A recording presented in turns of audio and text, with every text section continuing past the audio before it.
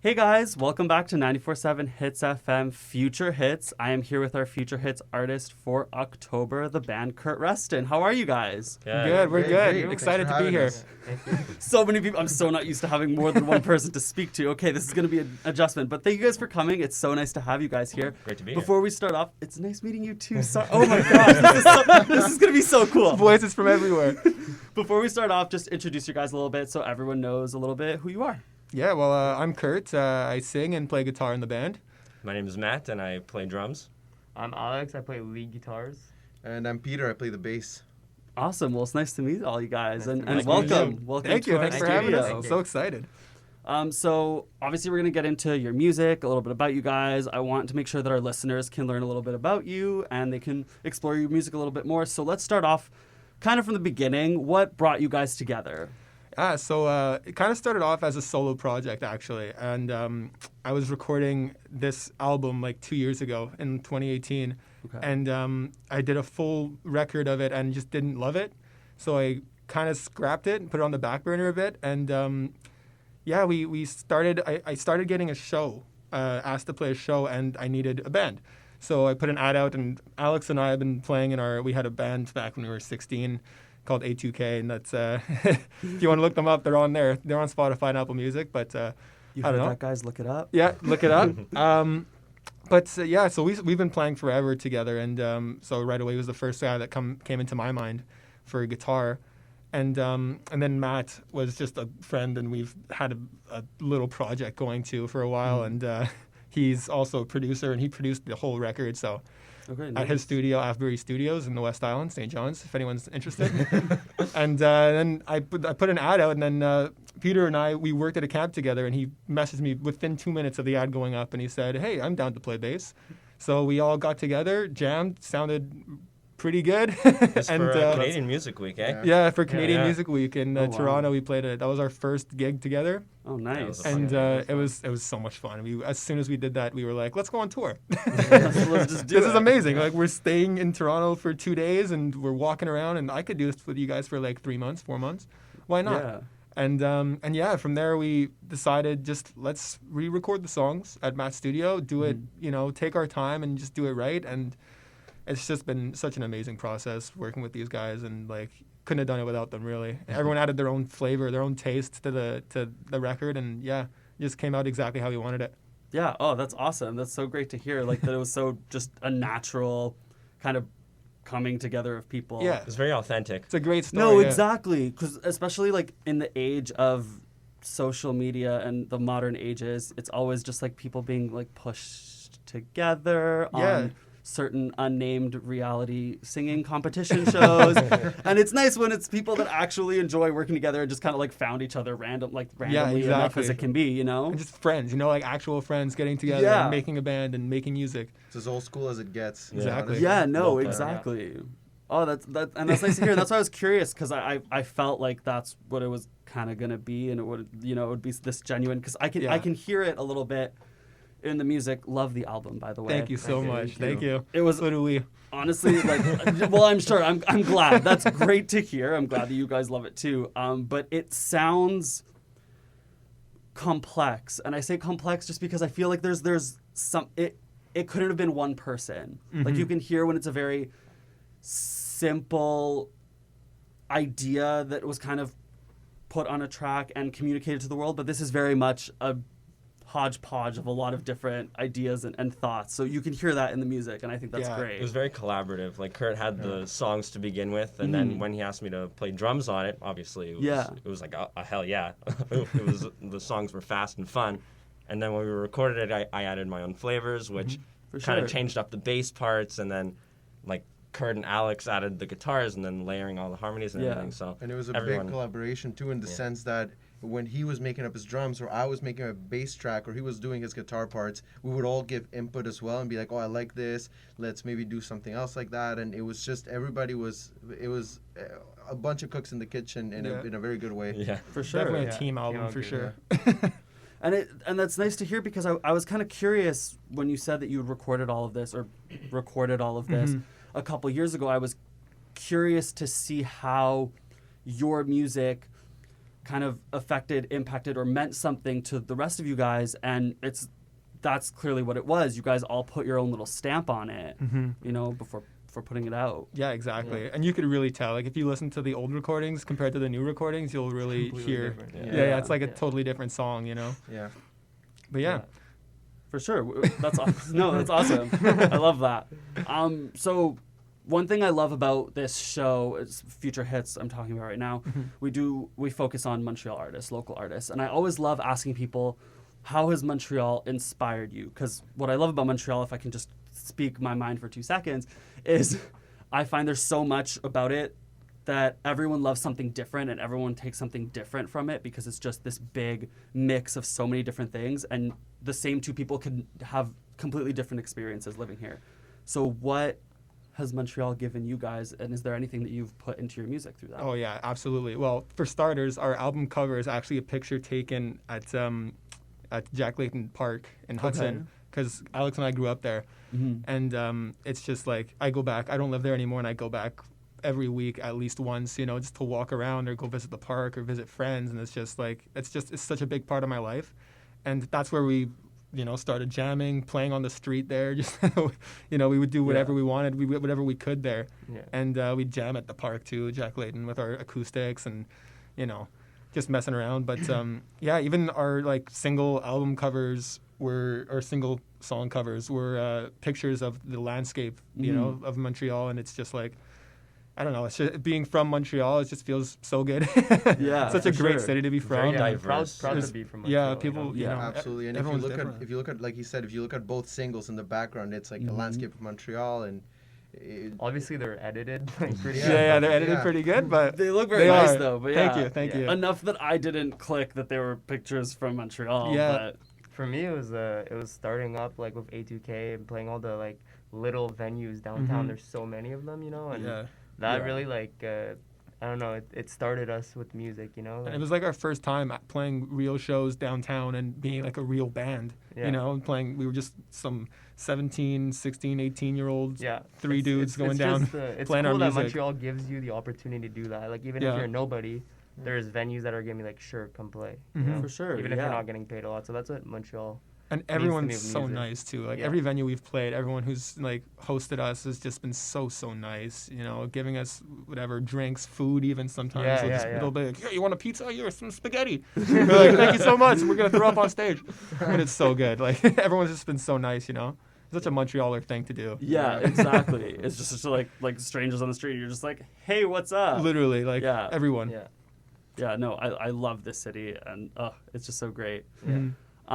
So you were talking about singles, and I believe, if I'm wrong, I'm so sorry, but I believe that She's My Type was the first thing you guys released together officially. It was, yes. I know it was the first from the album, but it was the first officially. How'd that feel to kind of let that go in a sense? Oh, it was just such a like finally good. Yeah. Honestly, it was the best feeling ever. We were just so excited to finally have something out, because it's so hard to promote yourself when you don't have anything out. For sure. And just having at least one song out, you know, we could finally send it to people and send it to whatever, like promotional companies or venues or anyone, you know, and just to get the foot in the door in just people's to get your foot in the door. And like our friends, you know, have been super supportive, friends and family, obviously listening to it constantly and sharing it with everybody they know. And it's just like, it's really nice to get to feel everyone else responding so well to the stuff you've been working on for so long, you know, and finally 100%. Releasing it. And it's also that crazy feeling of like something that's yours, it's now everybody's. Yeah. Like it used to be ours, and we'd been listening to the song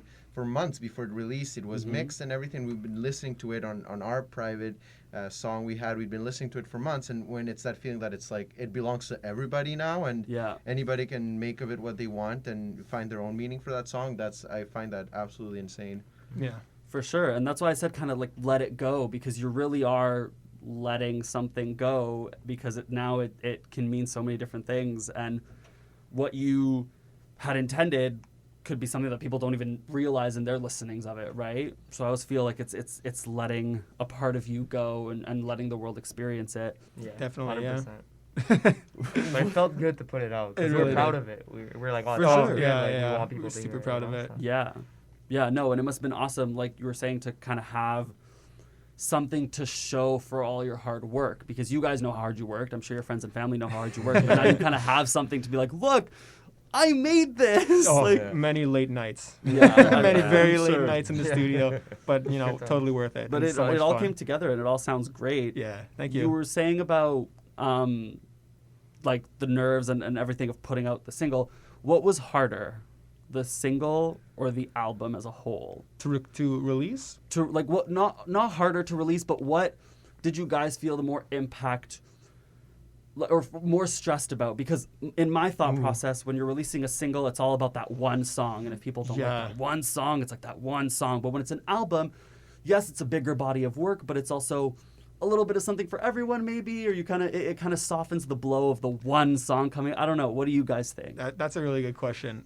For me personally, I think just releasing our first song was really stressful because you just don't know how people are going to really react. You know what I mean? And hearing everyone reviewing our first song and just being so connected to it really just felt really good. And then it completely just took our stress away.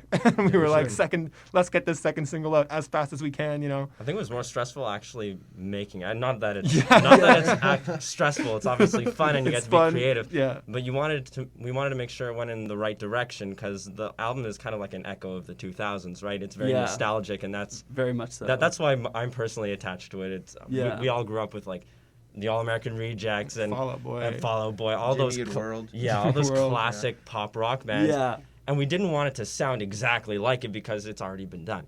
For sure. But we wanted it to kind of echo in that nostalgic sound, and being behind like the production of it. Obviously, with these guys, we wanted to make sure that the sound, like the guitars, really like hit you in the face like they used to. Like basically all the elements, we wanted those to kind of fit well together to kind of emulate the 2000s while still remaining, true to the Kurt Reston sound. And keep a modern sound. I think the mixing was actually the most stressful. Oh my goodness.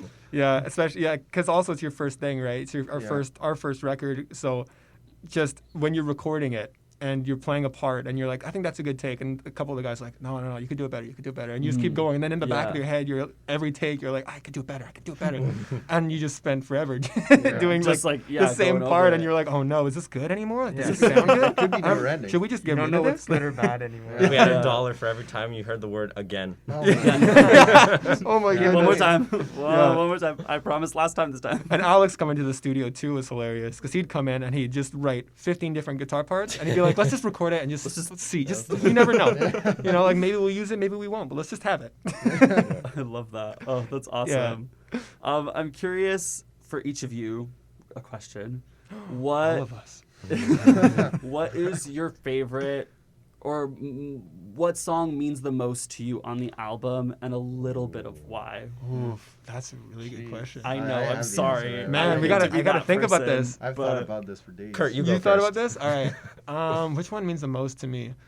Probably, I would say To an End would probably mean the most to me, just lyrically. That one I wrote after I was part of a breakup, and obviously it's a breakup song about to an end. And the lyrics kind of just like flowed so easily, and it was every emotion that I was feeling was just put right into the song, and I really like felt it, and I still feel it to this day, even though I wrote it in 2017 maybe. I think I wrote that song, and I still feel such a strong connection to it, and it just brings back all these emotions, and I think that's why it just means so much to me. Yeah, thank you. Sure. It was really a tough time for me. But yeah, no, I think that's the song that really I feel the strongest connection to, I think. For sure. For me, it would have to be Happy Never After. It's solid choice. From the moment I saw the title, like even before I heard the song, I was like, wow.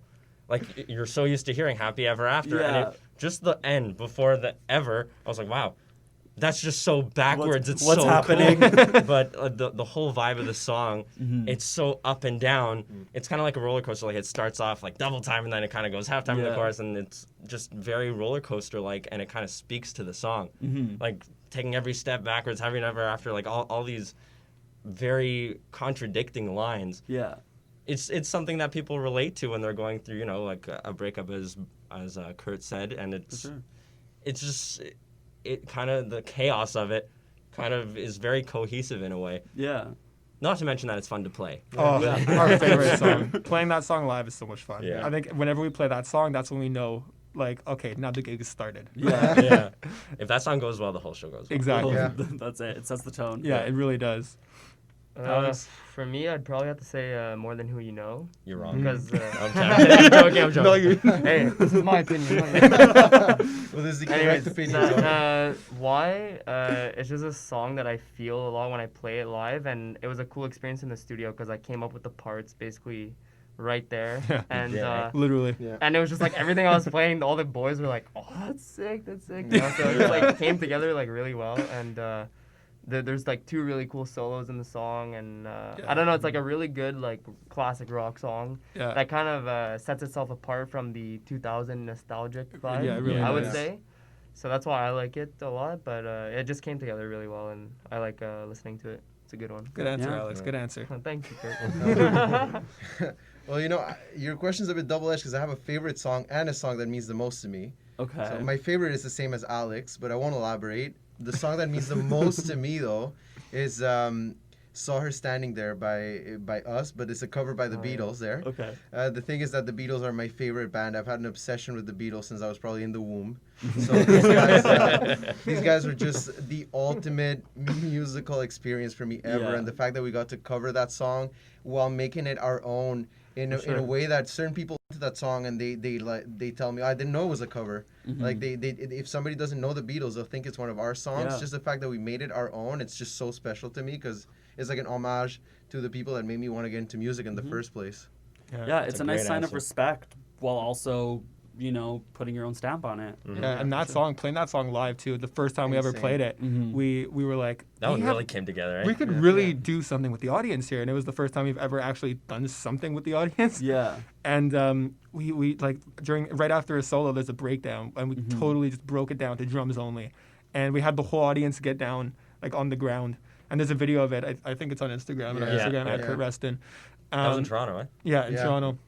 And we got the whole audience on the ground, and we just did a big countdown, and then everyone jumped up. We kicked the whole band back in, and everyone's jumping around. You get everyone dancing, and it just felt so good. And then right after that, we were like riding a high for sure. Yeah. We were feeling so good. We were like, oh my God, we could do this with the audience. And now everything, we're like, what should we do with them? What should we do? Felt like Freddie Mercury for a second. Felt like Freddie Mercury. Yeah. I love that. Well, hopefully you guys we can all get back to that realistically because can't I think Hopefully. that's the best part of Yeah. music. Yeah. But aside from talking about the future, other things, what else, if anything, right now? I'm sure you guys are still overwhelmed with everything happening with this album, but what else can we look forward in the future, if anything? Oh well, the second album's already been in the works for, for a while, so there's more songs coming. Don't worry, and we're currently working to get on the tour as well as soon as everything clears up. For sure. We also we got the show coming up Yeah. on September 26th. Yeah, the Pedal for Kids. We're doing it's a charity show at The Royal Mount Drive-In? Royal Mount Okay. Drive-In Theater, Yeah. and super excited to play that. Oh, it's gonna be so nice to just get back on stage, and Yeah, play. for sure. And you said September 26th? Yeah. September 26th. Yeah, Saturday. you guys can make a buy tickets donation online. Yeah, and you can make a donation too on our Facebook page. We shared their page Okay. and showed you where you can make a donation. It goes to the Children's Hospital, I believe. Good eh? cause. For a very good. Very Facebook good page, cause. Kurt Reston, I'm assuming? Yes, Yeah. the Facebook page is at Kurt Reston Band, and Okay. our Instagram is at Kurt Reston if you want to check it out. It's on both of them, so Yeah. go ahead and click It's going those to be a links. sick concert, even if all we see looking back at us are headlights. For Yeah. sure. It's going to be pretty cool. Can't wait to hear those honks. Yeah, for sure, guys. Check that out, and make sure you check out Kurt Reston's music anywhere that you can find music: Apple Music, Spotify, YouTube, Tidal, if you're that everything. person. Yeah. And make sure you listen to 94.7 Hits FM all month because we are going to be featuring our Future Hits artist for October, Kurt Reston. Thank you guys so much for Nice. checking in. Thank Thank you you. guys for being here. Thank you you for for having having us. For having us. Thank you. And we'll definitely be keeping an eye on you guys. Yes. Have a Thank great one, you. everyone, and catch you in the next one. Bye. Bye.